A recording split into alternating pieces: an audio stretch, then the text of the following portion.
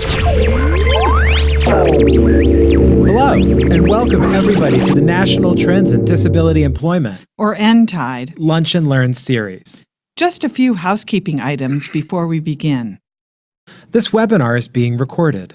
We will post an archive of each webinar each month on our website at www.researchondisability.org/nTIDE. This site will also provide copies of the presentations, the speakers' bios, full transcripts, and other valuable resources. As an attendee of this webinar, you are a viewer. To ask questions of the speakers, click on the Q&A box on your webinar screen and type your questions into the box. Speakers will review these questions and provide answers during the last section of the webinar. Some questions may be answered directly in the Q&A box. If you have any questions following this recording, please contact us at disability.statistics@unh.edu or toll free at 866-538-9521 for more information. Thanks for joining us. Enjoy today's webinar. Hi everybody, this is Andrew Houghtonville. I'm still getting used to that new intro. I also now have some headphones and I'm told that the sound quality is much better this week. Welcome to the nTIDE Lunch and Learn. So the nTIDE Lunch and Learn occurs on the at noon Eastern on the first Friday of every month for the most part.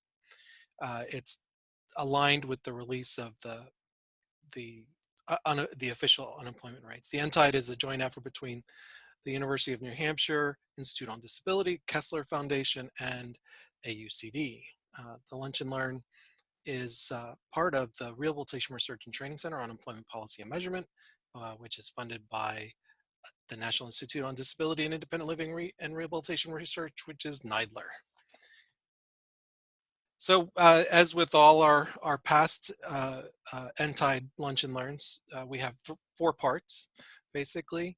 Part 1, John O'Neill and I will go through the nTIDE report. We also will hear from Rylan Rodgers, who's substituting for Denise today, and with news and possibly an interview.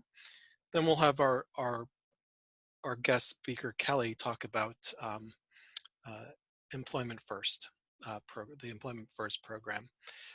As we've been doing for a while now, the Q&A will be at the end of the program, so hold your questions and we will get to them hopefully.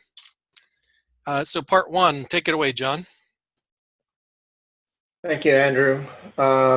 During part 1, we're going to sort of give you an outline as to where nTIDE comes from. It's a monthly report, and which is a press release with an infographic that looks at the latest employment statistics. It uses data from the jobs report, which is always released by the U.S. Bureau of Labor Statistics, and usually released on the first Friday of each month. That's you're probably familiar with all the banter on the first Friday of every month around the unemployment statistics, and that's where this data comes from, the same source. It's a joint effort, as Andrew had mentioned, between the Kessler Foundation and the University of New Hampshire. Next slide, please. The data is sourced from the U.S. Bureau of Labor Statistics Current Population Survey, and as I mentioned, it is the source of the official unemployment rate. It is a survey of civilians between the ages, or at least our report is a survey where we're looking at folks between the ages of 16 and 64 who are not living in institutions.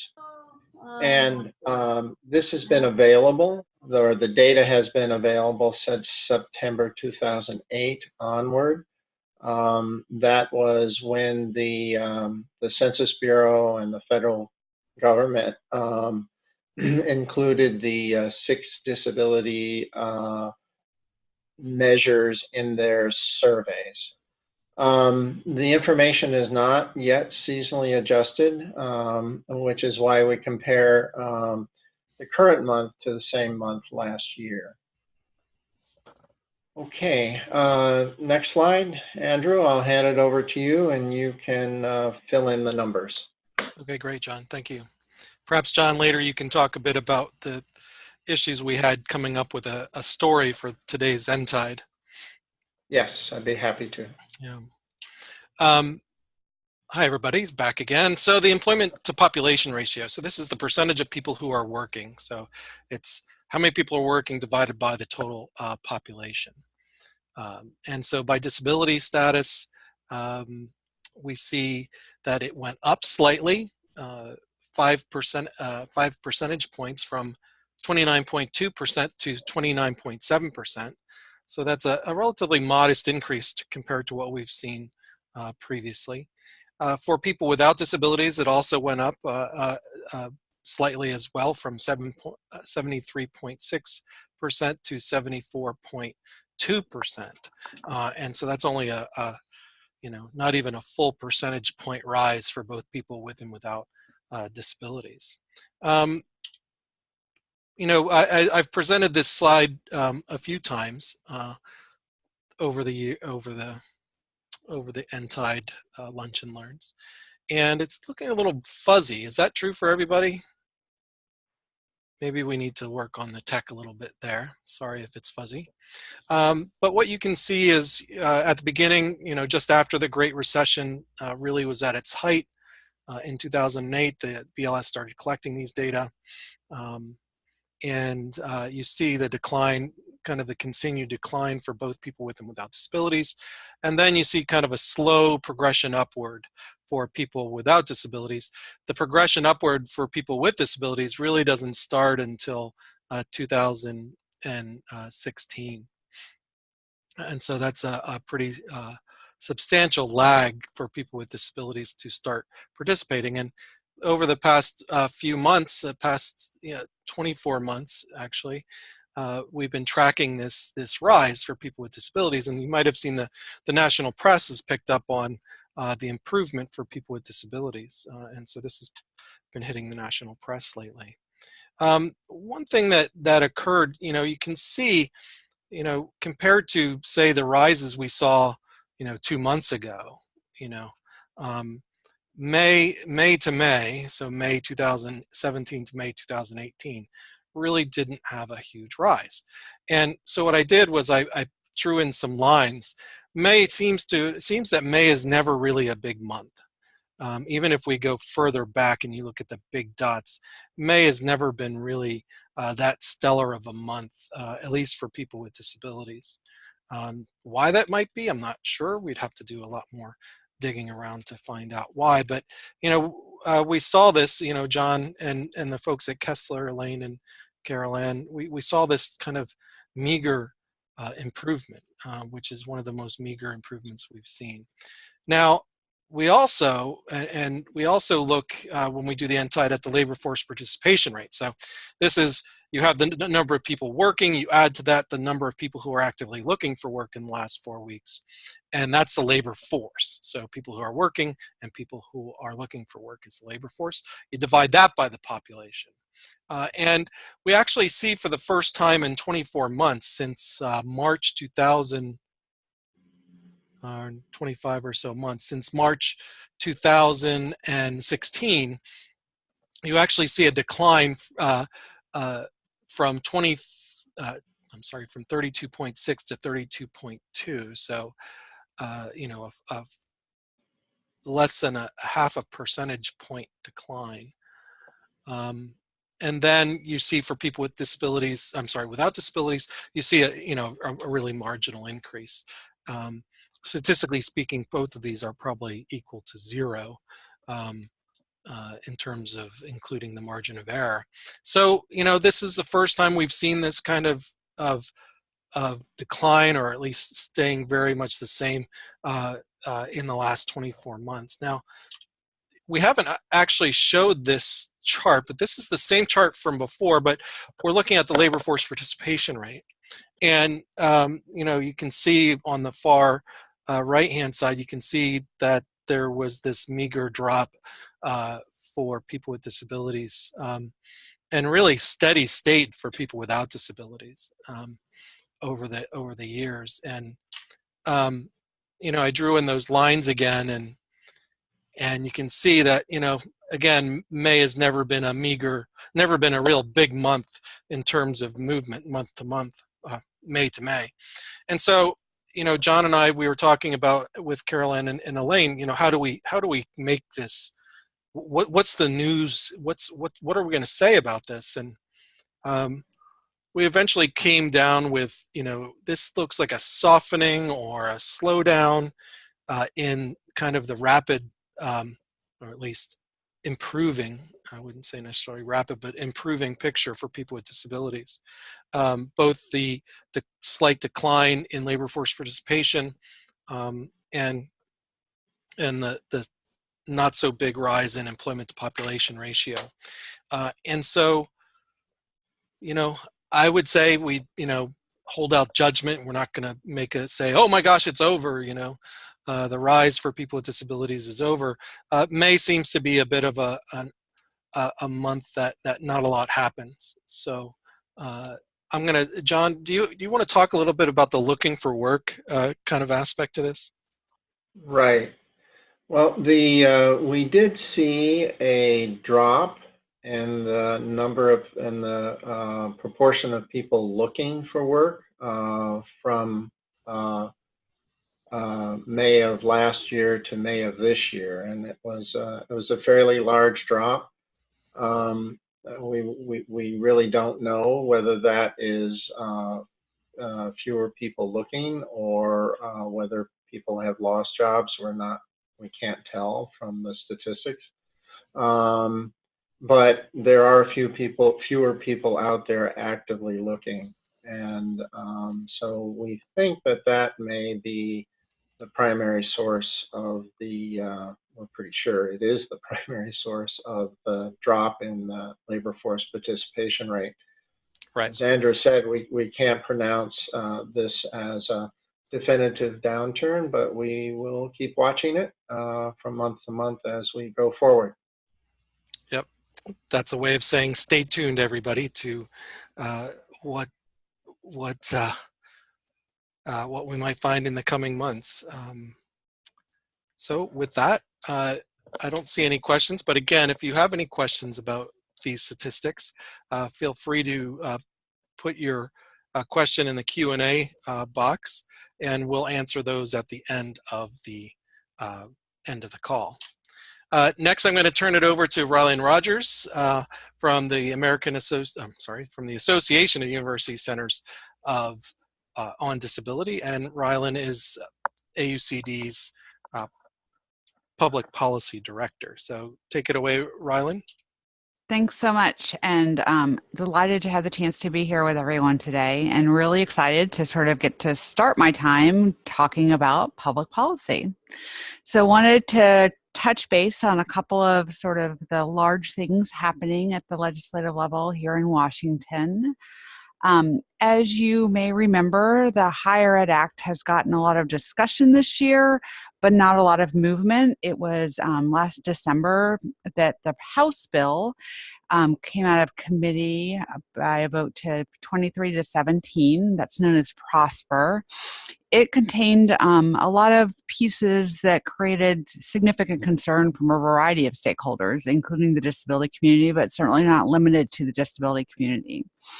In fact, over 1,000 advocacy groups have signed on to letters with objections and concerns. So pretty significant voices raising issues, including issues around the elimination of funding to support higher education opportunities for people with disabilities and workforce issues.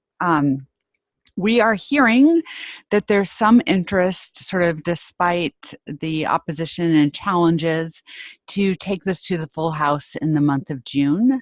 don't yet have a date or even confirmation that it will, in fact, see a full vote. Interesting that yesterday there was some commentary from our leadership on the Senate side around higher ed reauthorization. And it's always been pretty clearly understood that even if Prosper were to be passed out of the House, it would seek really significant challenges on the Senate side. And they were looking at very different language. But the chatter we heard yesterday was from Senator Lamar Alexander, really framing the possibility that the Senate won't take up the higher ed reauthorization until next Congress. I would not say that is firmly off the table at this point, because commentary from senators on the other side was that they're still engaged in the process. So the summary of that is we're hearing a little bit about movement on the House side, and that we might see a vote, and that there's still discussion happening on the Senate side, but not the press that we previously thought about the timeline to get it done within this Congress. I think that take-home message is continues to be a great time to share your individual perspectives and your organizational perspectives on higher ed reauthorization. Interestingly, an area where we are seeing some movement and discussion is from Senate leadership around Perkins, the Career and Technical Assistance Reauthorization. So this is the legislation that authorizes apprenticeships and other learning opportunities. I'm actually delighted to sort of see both of these policy pieces be discussed simultaneously, because it really lets us look at and have meaningful conversations about the wide variety of post-secondary options that are needed and appropriate and support our overall workforce, including our workforce of people with disabilities. So it really is an ideal time to share your thoughts and your expertise around apprenticeships and technical training programs, and what needs to change and be improved in the legislation in order to make sure that they are universally accessible and utilized to their fullest possibilities to really bring and build career workforce options for people with disabilities across America. So that's a piece to really put on your radar screen and start those conversations and sharing your knowledge. A couple other pieces to touch base on. You all will remember the ABLE Act passed in 2014. And really from the time of that passage, there were discussions about other options and sort of other iterations or improvements that could or should be made to that. A couple of things have bubbled to the front. You may be aware that under the recently passed tax bill, there's now the ability to transition a 529 plan, so that more generalized post-secondary savings accounts that many families have, to an ABLE account. I personally think this is a really helpful piece to help families that are at the beginning of their journey not limit the possibilities about options and futures and feel stuck sort of selecting an account or a pathway for an infant or a young child, but instead know that there is the capacity to save and make a decision about whether the best way to move forward is in adulthood at a later point. The other big issue around ABLE that is getting a lot of sort of play right now and discussion from our champions on the Hill is the age. So currently you have to have had a qualifying disability before the age of 27 to be eligible for an ABLE account. And obviously that leaves out a significant number of people. And so there's an effort to increase the age up to 47. And there is discussion, and it always will be robust, meaningful discussion about whether it would be appropriate to go higher than that. But the sort of policy position that's moving forward at the moment is this age increase to 47, in the hopes that that would increase the number of people that have access to accounts. A couple other pieces just to touch on is there continues to be discussions in various states and at the national level around the sub-minimum wage and the 14C waivers. We've seen advocacy groups and individuals really taking a look at the publicly available information about who has those waivers in each state and the numbers of people whose employment is through those waivers and whose income is then significantly impacted by that. So it will be a piece that we're watching closely about what are the changes in the short and long term that would move us to a different place in policy around that. Not a bill at the moment to direct you to, but certainly a growing conversation, and also growing sort of in an interesting way, both at the state level and at the federal level. Some states have gone ahead and made changes to eliminate sub-minimum wage options in their state, sort of ahead of the federal changes, and it may be the sort of next step to see what happens, whether we go state by state or we start to see more changes happening at the federal level. One other piece that's caught the attention and heard different pieces or discussions around this week is we follow closely the forecast of regulations that will be opening, and the WIOA regulations were amongst those that could possibly open for a public comment later this summer or into the fall. That doesn't mean that they absolutely will. It sort of is a placeholder to mean that they have done the sort of due diligence and require notification if it will open. So it's one we're watching closely. And all of that leads to sort of where at AUCD we're watching all of these pieces closely. We have a weekly legislative in-brief, comes out every Monday, where we try to give you a summary of what's happening and divide it by categories, work to make it as accessible as possible. And we have a partner program called Tuesdays with Liz, where one of my colleagues takes the information and issues covered in the in-brief and creates some great video content in plain language to build access to policy. So we welcome you to join us on any of those tools that would be helpful to you. And we are excited to continue the conversation around federal policy. I'm going to switch to the next slide and share some great tools and resources, literature that we've been looking at AUCD that we think might be helpful to you. The first is a mobile app. I confess that I borrowed an iPhone this morning because I'm an Android person to get to test this one in up front. Comes from our West Virginia University Center on Developmental Disabilities, but it's a really nice one app that has a way for both employers and individuals to track the accommodations requested to support an employee in a different setting.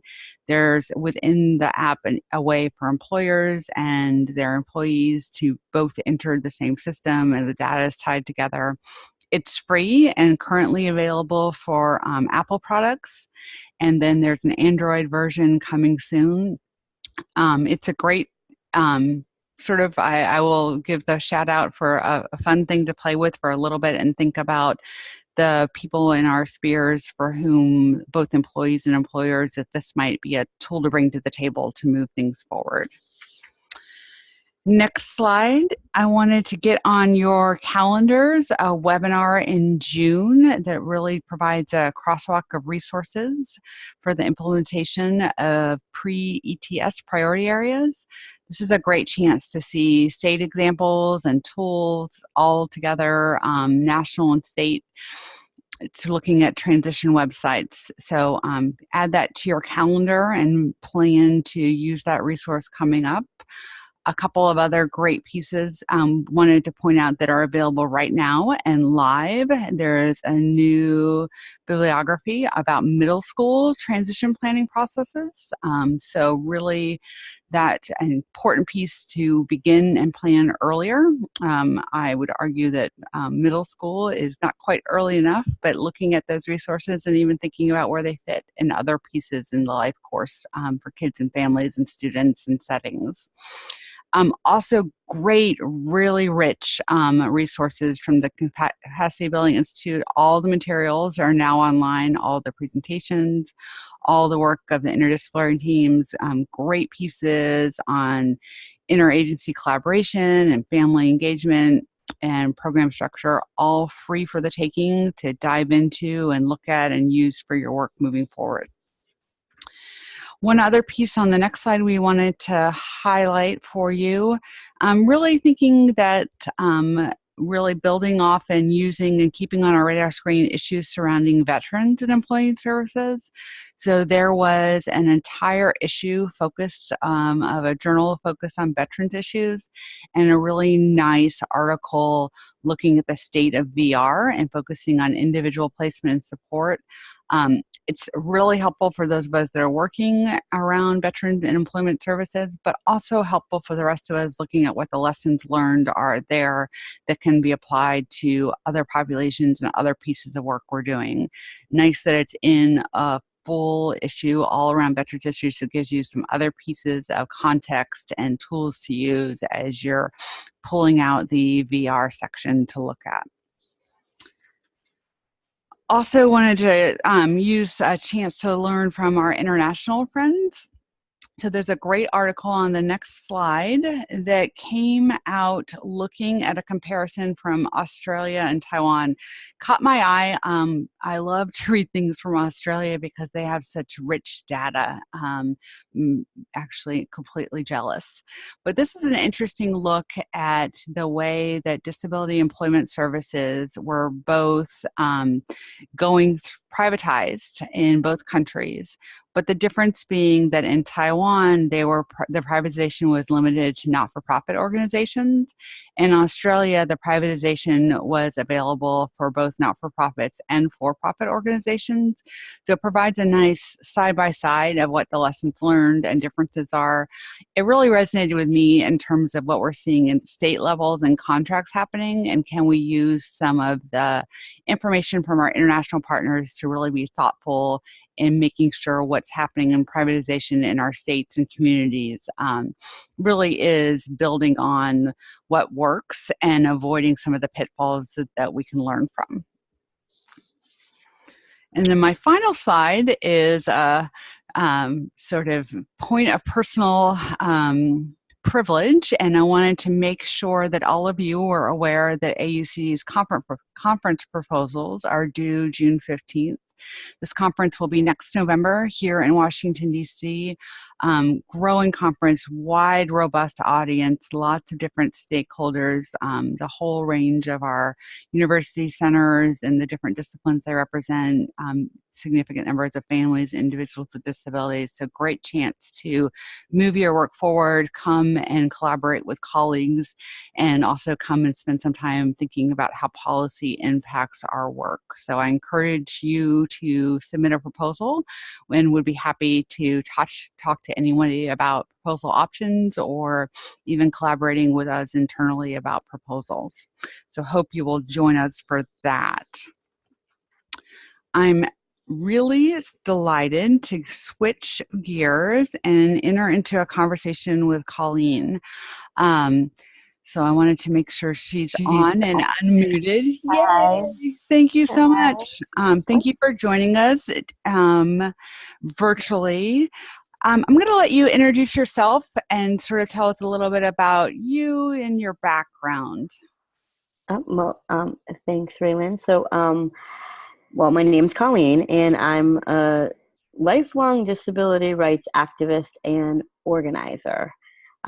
My career has kind of centered around human services and organizing and actually developing leadership programs for people with disabilities, primarily youth, in my past. And right now I'm working a little bit more, or a lot more, because I'm the executive director of Disability Action for America, which is the only organization that is working with disabled candidates to assume leadership positions. And hoping to talk a little bit about that because it's you would think with 20% of our population identifying as disabled that we would first even know how many of our elected officials identify disabled. We don't, but I know you guys here know that sometimes the research around disability leaders and leadership and things is lacking. And you mentioned that a little bit earlier, but we can guess that it's under 1% of people who have elected leadership positions identify as disabled. And with, accessibility to public accommodations, public schools, developing the workforce, and our aging population, that's kind of alarming. So that's what I'm doing now, is working with people across the country who identify as disabled, who are running for office in elections from school board to Congress. So hopefully, talk a little bit about So it's you personally identify as having a disability, as disabled.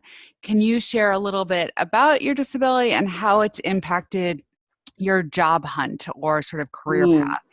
Yeah. So I'm 3 feet tall and use a wheelchair full time. I was born with a bone condition.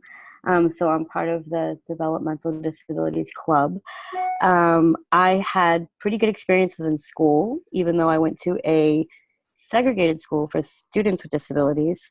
But my experience, I didn't understand how inaccessible the world really was. I got that pretty much like slamming into a brick wall when I got to college, and thereafter seeking jobs. So obviously I would need to work in a stare-free environment. And because I do work in like community organizing and human services, there are a lot of offices and workplaces that are not accessible, have stairs to get into the office and such. And I've experienced quite a few of those, actually. I'm really good personally at getting job interviews. Excellent at that. If I could get paid for that, that would really help my life. But I have been in the awkward position a couple of times where I've gotten to the actual office and didn't realize that there was no elevator to the 3rd floor location, and been accommodated with interviews in a few Dunkin' Donuts and Starbucks. But then, of course, I either wasn't offered the job or it was a mutual decision. But the other barrier, personally for me, in seeking employment that I want to talk about is the job descriptions. I've gotten cornered quite a few times because I'm looking for like community outreach work, fundraising development type work. A lot of times in the job description, it'll say you have to lift 40 pounds or 50 pounds. And they're probably referring to like a box of t-shirts or something like that to get to like a fundraising event type thing. But it's a minuscule part of the entire job. I would obviously find a way for someone else to carry that 50-pound box. But believe it or not, that requirement has been brought up on a couple of job interviews too, about lifting 50 pounds or 40 pounds. I'm by looking at me, I can lift like maybe 5 pounds. So that's an interesting sort of piece in terms of job descriptions and requirements that unnecessarily eliminate really strong candidates. So it's helpful to hear about. Can you talk a little bit more about college, what you studied, and how that fit into your career path and what your plan was? Well, I'm pretty lucky that I always knew I wanted to work with people and communications, and there's a whole heck of a lot of jobs that have to do with that. I went to UMass Boston's College of Public and Community Service, which is a little bit of an untraditional college in UMass, University of Massachusetts system, as it's kind of self-directed. So I did my self-directed course on like leadership training and development, so it kind of worked out well. But my experience throughout college was pretty positive, to be honest. I did need some accommodations, not that many. Mainly they all had to do with the dorms, like housing, because the accessible bathroom was on a different floor that I lived on, which is not convenient. But and hopefully that's not still. I mean, I haven't been in college for like 15 years. I hope that's not still the situation. But yeah, there was a lot of inaccessibleness about the dorms for the wheelchair. And the other thing was that was really much easier to get was accommodations for any like needing an FM system or some type of like hearing device to connect to your phone. So, yeah. What was your first job out of college? I took the long route through college. So I was a camp counselor, I believe. I was a camp counselor at 16, so that was even before college. That's the best first job to have by far, because you're everything. You're like a cook, you're like a first aid attendant, you're the kids' like, playmate / temporary, guardian. Summer camp is, I don't regret that one bit. I worked at summer camps like 16 to 20. So taught me a lot about building a good work ethic and stuff. You talked a little bit about the barriers to finding a job and sort of the job search around disability. In the jobs that you've had, have there been clear barriers to career advancement or other pieces that are related to your disability? It's going to be hard for me to say about career advancement, other than I do observe the lack of disabled people in leadership positions. Not just elected positions, but leadership positions in large nonprofits, especially that are serving disabled people. But I can also talk personally in my career. Stairs really still come up. I've done community organizing for non-disability specific national organizations who wanted to branch out into Boston and to do events and such things at community centers and churches and things like that. I've had a few incidences where I couldn't get in, or I got in so late because there was a door that was so separate that leaded to a lift that no one had a key to, that by the time I got there, it was actually over. And that's hard to explain when you're working mainly remotely. Like, we're meeting here on Zoom. I do a lot of work on Zoom and Google Hangouts and stuff. Because for this particular employer, I guess they didn't realize that I used a wheelchair. So I had to explain why I was so late and why that particular event was a disaster. Because true story, it was, I had to find the door that was separate from everywhere else, then led to a lift that we couldn't find a key to. So, yeah. That's a really helpful story, because it also sort of brings up the challenge of when you're doing work where you don't have, or there doesn't seem to be a reason to discuss your disability as a pathway, and then it comes up later. I mean, to be clear, the job was presenting canned presentations to recruit students for a program. It's a pretty basic job. I don't know why I didn't think Boston is still a very inaccessible city, so you're going to sometimes not be able to deliver that canned presentation. But again, who's to blame? Who really knows? But it was a very uncomfortable situation to explain why I failed that particular task. It's a helpful story to think about on lots of levels. I loved how you started and talked about your current work and the critical nature of raising the number of people in public policy and public space and elected officials who represent the perspective of disability. Can you tell us a little bit about sort of where you see yourself in your career and where you see that effort within 5 years? What's your goal? Oh, I'm a very ideal person. So in only 5 years, I think that the disability vote is going to go from nobody knows what we're talking about, never heard of such a thing, to people understanding that you're voting for accessibility, you're voting for inclusion, you're voting for equal representation because disability is common. So there's obviously going to be a lot of work to do in the next 5 years to get that messaging in the mainstream media. And most importantly, and my biggest career goal is to get people to understand themselves that disability is a natural part of life, and that it's not something that we can put out of sight, out of mind, or blame anything for, and just accept it as part of humanity. So that's a big task to do. Well, thank you so much for being with us, and we look forward to watching you and working on this work for the next 5 years and joining you in it. Thank you. Thanks for having me. Bye. Andrew, are you next? Yes, thank you, Colleen, and thank you, Rylan. That was great.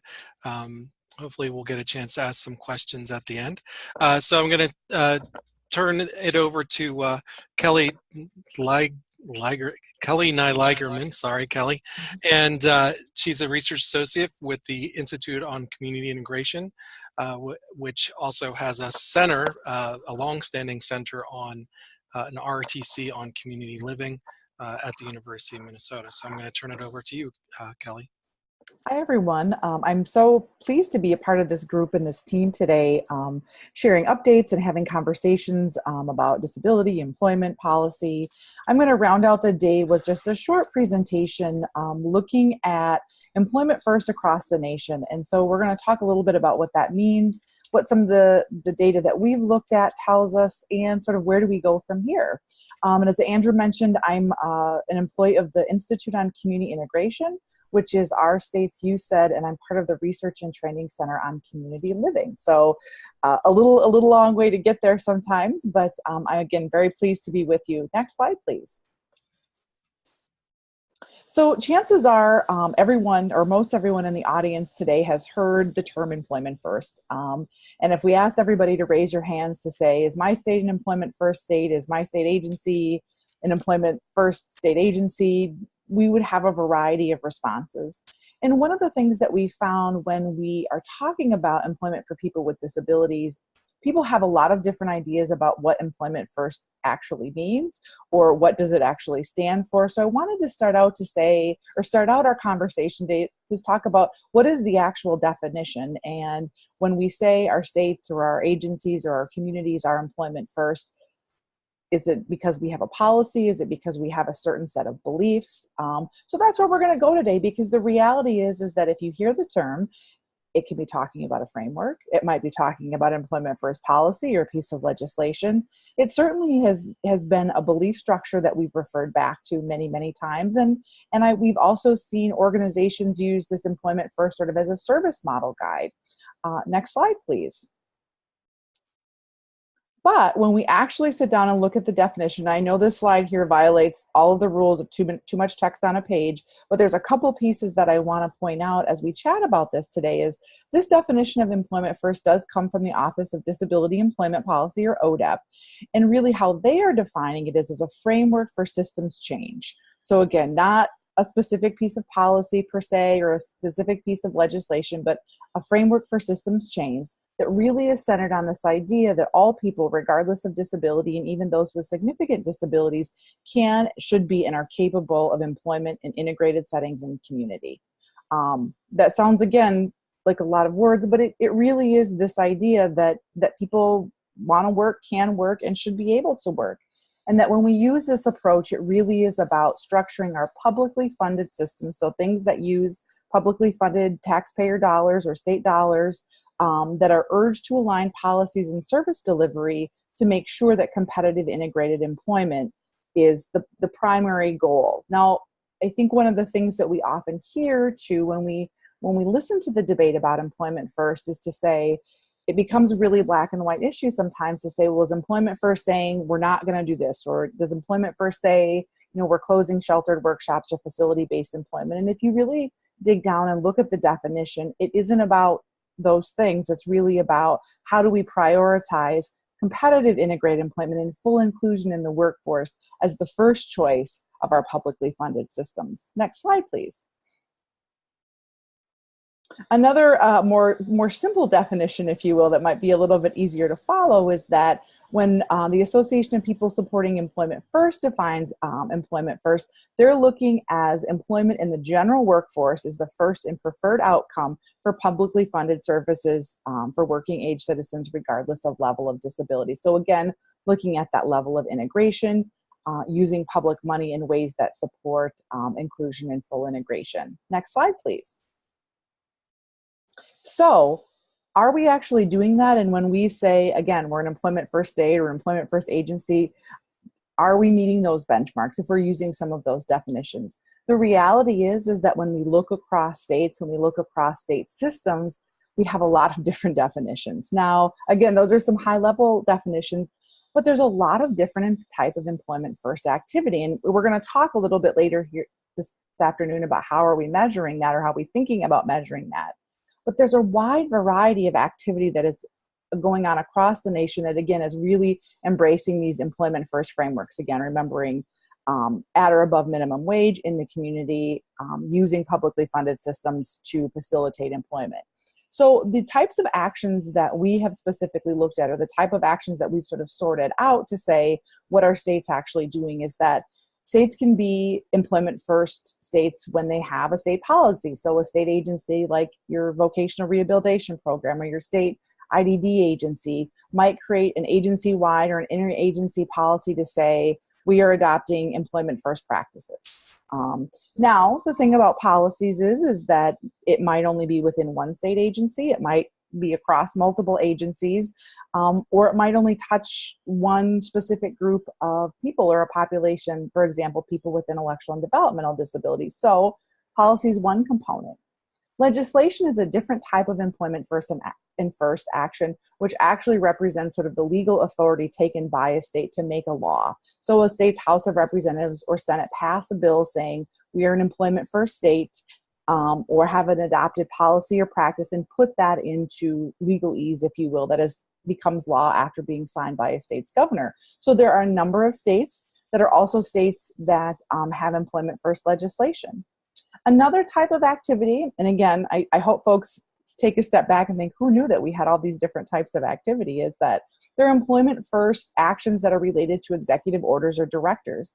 And those are really formal announcements or decisions by an executive, generally a governor in a state, announcing the adoption of an employment first policy or practice. So they might say, you know, in the state of, I'm from Minnesota, so we'll just say, for example, in the state of Minnesota, our Governor Dayton signs, an employment first directive. That actually has not happened in Minnesota, but that would be an example of that. And the last and final thing I want to draw your attention to is that there are a number of other types of informal or formal or informal activities within a state that might also make you say my state is an employment first state. And those things can be like coalitions, committees, conferences, websites. So the reality is there's a lot of employment first activity going on across the country and within states. There are a lot of different ways that we're approaching that. Next slide, please. So one of the things that we did at the University of Minnesota a handful of years ago, back in 2014, was we created an interactive policy research brief that looked at what states were doing or where they were at sort of on their employment first journey. And it was a pretty basic data visualization using the data that we collected about where states were at. So did they have an activity and no policy? Were they a state that had formal actually legislation? And we recently updated it within the last 6 months. And so part of what I'm going to be talking to you and what you're going to be seeing on the screen today was our last data run at the end of 2017 when we updated this again. So what you see on a map there, and when you go to the live policy research brief, you're actually able to search and sort and look at different states and look at their different policies. So what you see up there is currently, or at least at the end of 2017, the number of states that had formal policy activity. So they either had an executive order, legislation, or a formal policy, about 30 or 36 states. It's a little bit more right now. And the number of states, including the District of Columbia, with any activity. So again, even if a state per se didn't have legislation, policy, or an executive order, there maybe was activity going on within a state. And so you can see that up there too. Next slide, please. Another data visualization tool that you can use on this policy research brief is looking at employment first over time. So where we started back in 2009, which started with Maryland, and then sort of where we are currently, just sort of visually looking at where is all the activity, or does that make a difference if something was passed in 2013 or 2016? And so you can look there, the colors will sort whether it's an executive order, legislation, or policy. And if you actually hover over it when you're looking at the live brief, you can see who the states are in each of those categories. Nope, go ahead to the next slide. That's perfect. One other thing we always try to keep as part of the conversation too when we're looking at and thinking about how do we measure and understand employment first is different states also targeted different populations. And does that matter? Does that matter in the present? Does that matter over time? So some states' employment first activities, again, policy, legislation, executive orders, specifically target intellectual and developmental disabilities. So there might be a state IDD agency employment first policy that says, competitive integrated employment for a publicly funded system is the first option for people with IDD.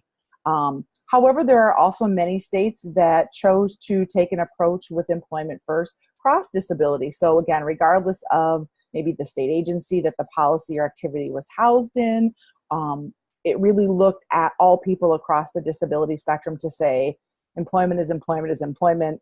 We are an employment first state because we are supporting and promoting employment for all people. So that's something I think, again, we don't always think about that level of detail, but it is kind of important. Next slide, please.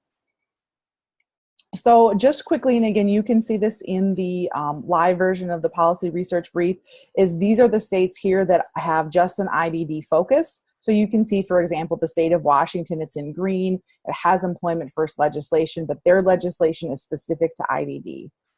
You have New York over there who's in a lighter blue. They have an executive order. It's specifically focused on people with intellectual and developmental disabilities. So you can sort that way too. Next slide, please. Can you go back one or maybe two? Sorry about that. I thought there was a cross disability. Actually, back. Oh, I missed a slide in there. So let's go back to the IDD slide, the map there. There also is a way to sort where you can look at the formal activities over cross disability states. So you can do a sort feature and see which states have activities related to all disability populations. Next slide, please.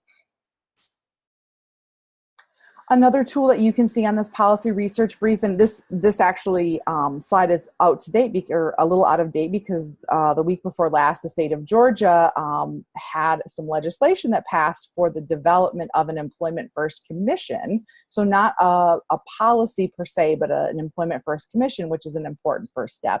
But you can also sort and look at states by what kinds of activity they have going on. And if you hover over each state, again, I can take you to a link to what's going on in that particular state. So one other way to look at the data. Next slide, please. A really important piece too is when we were looking at the big broad map, we said, 50 states, including the District of Columbia, had some type of employment first activity. I think it's really important both from a research and a policy advocacy perspective to say, just because a state isn't formally an employment first state doesn't mean that there aren't important things going on in that state. And so there are numbers of groups that have websites, conferences, tools, recommendations, or report that are really focused on that framework of employment first, that are pushing both policy and advocacy and services within their state that fit that model. So I want to make sure to not count out those states that maybe don't have something more formal going on, because there are many, many things going on, even if it's not in, say, a formal policy or legislative way. Next slide, please. And here are just a couple of examples I popped up on the screen. Iowa, for example, has a really robust Employment First website. Employment First Bama is Alabama. So again, when you go into that chart where you can sort of see the different activities and click on, you can get links to all of the different components, either the websites or the activities within a state, and see what either your state is currently doing or what other states are doing. Next slide, please. So the thing that I really want to sort of end my part of the conversation with today is this sort of million, or I should actually say multi-million-dollar question, is employment first actually making an impact? So when we looked at that data visualization that looked at the timeline to say, okay, 2009, back here, state of Maryland kicked it off formally. Here we're in 2018. Can we say that having an employment first, being an employment first state, or having a formal activity actually makes a difference? And what will tell us that if it is making a difference? So those are the kinds of things that as a researcher, I get really interested in. But also I think for many people who are advocates as well, is that how do we know? How are we actually going to measure that? Next slide, please. So one of the things that really has not currently been done is we don't have a set of individual or system level indicators that are consistently being measured to say, are the things within employment first being measured consistently, and being measured in a way that allows us to compare states to states, or allows us to take a really high level view. So we really do want to know through employment first, are systems changing? Are those big sort of structures that provide the infrastructure for our disability employment service system doing anything different because of employment first? And some of the system level indicators again, these are not necessarily agreed upon. These are things that some of the folks that I work with, we talk about, is that how are states spending their home and community-based services waiver dollars? How are state IDD agencies spending their dollars in different settings? Because we can look at that. We can look at how states are using SSA work incentives. So if a state has an employment first policy, are they using more SSA work incentives, or have people who are benefiting from those versus a state who isn't an employment first state? We actually don't know that. Another system level indicator we might take a look at, and we know that there's movement, is that are voc rehab cases in your state having successful closures and competitive integrated employment, IDD versus cross disability. Rylan mentioned earlier today in her chat about 14C certificates and the payments of subminimum wage. That would be a potential other indicator to say, if we're in employment first, do we have more or less 14C certificates? Are more or fewer individuals being paid subminimum wage? Do states have cross-agency MOU? So are your state IDD agencies formally connected under employment around departments of ed, state IDD agencies, state VR? So those are just a couple examples of system outcomes that we do have a sense of what goes on within states, but we're not looking at them specifically related to employment first. Next slide. But the other really critical piece, and sometimes this is a much harder thing, I think, to do as a researcher, but it's no less important, is that are people actually better off because of employment first? And what are those indicators that would tell us that people are? That if I come from a state that has an employment first policy versus an executive order, are there differences? Does the quality of my life or my experience or my job look differently because of employment first? So some of those individual indicators, again, could be, are people making more money? Are they working more hours in the week? Are they working in settings that are more integrated? Are they well matched to the jobs that they're doing? I know Colleen was talking about the importance of, good job match and finding a fit for both skills and talents. Are people more satisfied in their job? Do they have access to benefits or leave or retirement? Do they have increased or decreased support needs? So again, those would be just some examples of individual outcomes to say, does employment first actually matter? And how would we know within a state if employment first has affected one or any of these things? Next slide, please. So really, I leave folks today with sort of a call to action in research and in policy advocacy, is that we, I think, as a system, recognize the importance and the value of employment first. We're not necessarily all speaking a really consistent language about what those definitions mean and what those formal activities are, because they vary so greatly across our state and our system. But if we really want to continue to build a compelling case to say employment first is important, we need this structure, we need this framework, we need this policy, is that we have to build the body of evidence that shows that. And we should have agreed upon outcome measures. Now, again, that's really difficult to do sometimes, but there are a lot of things in data that we collect currently. And some of the data that John and Andrew talked about today could potentially be very helpful indicators in understanding employment first. However, what makes it even more challenging is that there are a number of counterfactuals in every state and in every system. And so when we look at what is an individual state's home and community-based services transition plan, what's a state's approach to their WIOA implementation, how active is an APSE chapter in an individual state, there are a number of counterfactuals that are going on that influence sort of the impact and the uptake, if you will, of employment first, that makes it really hard to measure that and to say, is employment first changing things because of this or that, or is it doing it because of it by itself? And the other piece in research and activity or in policy advocacy is that it's really important to measure and to understand and explore both the system level. So are we as a system improving and behaving better, as well as individual level outcomes? Are people actually better off? Next slide, please. So last but not least, it's really about focusing on value and cost. So although we know that a great body of research has been developed and continues to be developed on significant benefits to individuals, employers, taxpayers, when people with disabilities are actively engaged in the workforce, and the public programs really should be supporting and incentivizing workforce participation for all people with disabilities, but it's just beyond saving costs and saving money. It's also about the value add. So not necessarily saying one is more important than the other, but we really have to be able to consider both when we're looking at developing those outcome measures. Next slide, please. When you want to read or take a look at the live policy research brief, that is the link there. You should be able to get that with today's slides. I want to make sure to give an acknowledgement to a number of my colleagues who have made that policy research brief possible. Derek Nord at Indiana University, David Hoff at the Institute on Community Inclusion at UMass Boston, and my colleagues Amy Gunty and Kristen Dean at the University of Minnesota. There's a citation there for you. Next slide, please.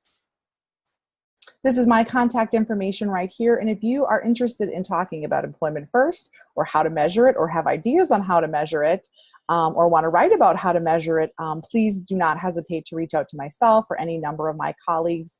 I will say that there is some current work and analysis being done. We have some work that we're doing with CQL and looking how states are spending their home and community-based services waiver dollars, and if that makes a difference in employment first. A number of my colleagues at UMass Boston have developed and are working on composite measures and sort of giving states scores in different areas to look at how they're doing in disability employment. So there's plenty of work that's going on out there, but we certainly can do better. And I really appreciate the opportunity to be able to share this discussion with folks today, and I hopefully it has piqued your interest a little bit more in thinking about what does employment first actually mean? Is it actually happening?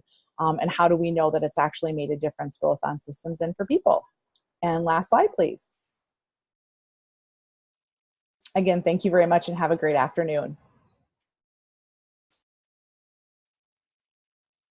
Thank you. We don't have much time left, unfortunately. Thank you, Kelly. There are a couple questions online. We will contact people with their, hopefully we'll forward your questions on to Kelly, and you guys can contact each other. So with that said, I'm gonna have to close, unfortunately. I will say one thing back to Colleen's talk and a little bit about Kelly's talk, is that when we talk about careers, it was really fascinating to hear Colleen talk about how barriers at entry-level jobs really may be contributing to not seeing people with disabilities in higher positions, because there may be a lot of multitasking involved in entry-level jobs, whereas once you get into management, it's less so. So that's an interesting thought to pursue research-wise. With that, I'm going to actually close.